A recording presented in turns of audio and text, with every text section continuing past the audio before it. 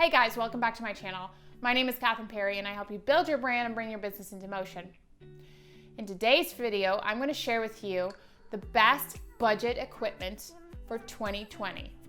So you might say to me, is this good for 2019 still? Yes it is. It's only a couple months away from 2020, so I wanted to put this out there now before 2020 hit. And then that way it gives you a head start before you go into the new year. Now, if you want to purchase this stuff now, go for it, do it. It's more than fine, but this is just going to, for me, give you some great budget ideas. Before we get into this, don't forget to like and subscribe. That way you can keep up to my videos. And my playlists will have a lot of different videos in there for you. If you don't understand YouTube, videos, Instagram, all that jazz, go to my playlist after this and start binge watching. So without further ado, let's get into the video. So we're gonna start with camera gear.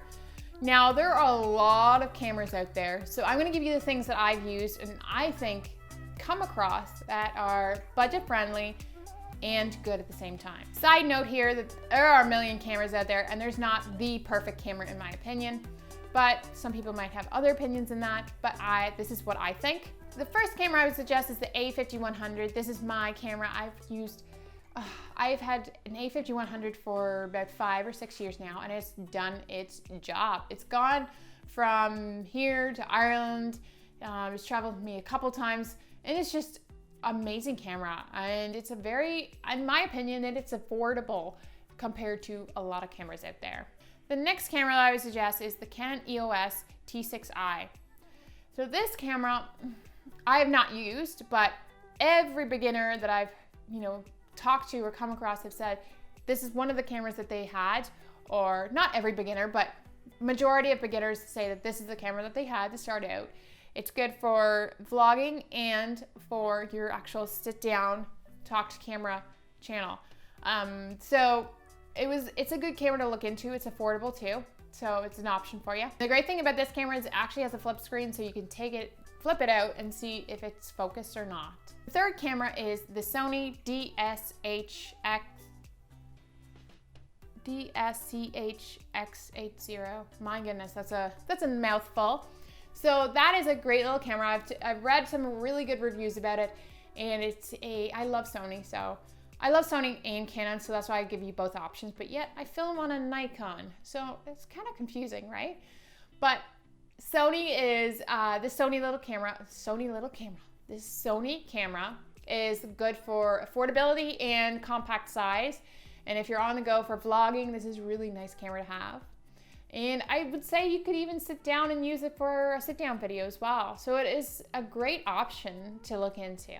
Or your final option is, you guessed it, your phone. If you have your phone, you need to use it, utilize it. Camera phones are amazing now. So if you can't afford any of this stuff, then that's fine. Don't fret, don't freak out, stop, just calm down. You've got your cell phone to help you out. The second thing we want to run into here is audio. Your audio is, in my opinion, one of the important aspects of video and filming and understanding people. If you are super echoey, or if you're super quiet, or if it's super, annoying, to me, it just doesn't sound good, so I just move on. That's just me as a creative though, because if I hear sound that's kind of, my ears are just super sensitive too. So if I can't concentrate on what they're saying, then I kind of move on until I find a video that has good audio. That's just me, not everyone's like that. So the first item I want to share with you is the shotgun Rode mic. That is what I have used for all my weddings, for talking to you directly here. And I'll just turn off my audio from my lav here and you'll see the difference. It's quite different, but it's still really clear. So it's really helpful to have this option, because the camera audio, if you don't have this on your camera, the audio from the camera itself can, be echoey, like I said. The other great option is to attach it to a boom stand, so it's a little bit closer even more to your face. And then that way it's not attached to the camera so far away, so it's not like super echoey. You can still hear an echo, right? If it's super close to your face, like enough so that you can't see it in the shot, then you're gonna get a clearer sound. Second item would be the H1 Zoom mic. This was my little thing that I've used from the beginning of my whole career. I bought this and I was super happy when I got it. And I have parted ways with it recently, in like 6 months ago, but I loved it, and it was just a great little mic. I have moved on to a different recorder, but this one is a great starter for you. The third thing would be to get an attachment for your phone, because if you are using your cell phone, an attachment to the phone would be a great option. There is a Rode mic, compact mic, and you can get that to attach to your phone, and it just gives you that much better audio. I have not used this one, so I cannot tell you if I like it or not, but the reviews on it have been great, so I thought I'd put it out there. Or the last thing is, there are apps on there that do audio record for you, but that's, you know, they're free and, you know, hit or miss kind of thing. So I would recommend the actual attachment over those for sure. And the third big item on the list is the lighting. Now, lighting, like I said in the past in other videos, is really important because you don't want it to be too overexposed, and you don't want it to be too shadowed. If there's too much or not enough, then you're going to get people just being distracted again. So this is another huge topic. So I'm going to share with you the items that I have used and recommend. The first thing that I'm actually using right now is the Neewer 700 soft boxes. Now I have 2 of these, and they come in like a kit. And I bought this really early on because I was like, I kind of need it in case I have to go do interviews with people. So this was a great option for me, and I know they're not like the best of the best, but to be honest, they do the job for me right now, and I don't need anything else right now. The thing about these is they have 2 switches on the back of each light. You can switch one off, and it gives you a little bit softer light. You can switch the other one back on if you want and get that full strength. That's what I do. I have 2 of them. I put them up, and it's sometimes hard to maneuver them because I have glasses on, and you probably are seeing that right now. I don't know. The lights in the, can you see them? Oh my gosh. You could probably see them in my glasses, but the hard thing for me is just positioning them, and I have not found a good position. I just can't seem to find a good position where it's gonna light my face in the space that I have. So I still have to figure that one out. Second thing that every beauty guru out there uses probably is the Neewer ring light. This ring light is a popular item on the Amazon list.